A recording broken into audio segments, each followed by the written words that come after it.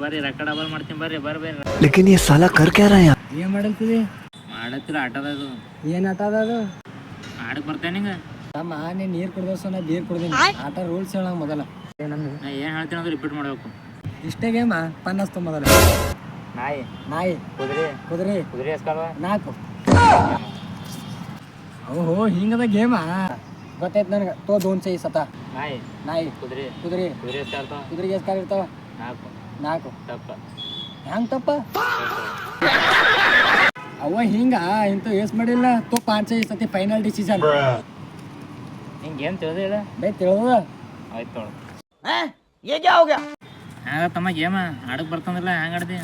ಅಣ್ಣ ನಂಗೆ ಗೇಮೇ ತಿಳಿದಿಲ್ಲ. ಒಂದು 5 ರೂಪಾಯಿ ಕೊಡು, ಚಾರ ಕೊಡ್ದು ಬರ್ತೀನಿ.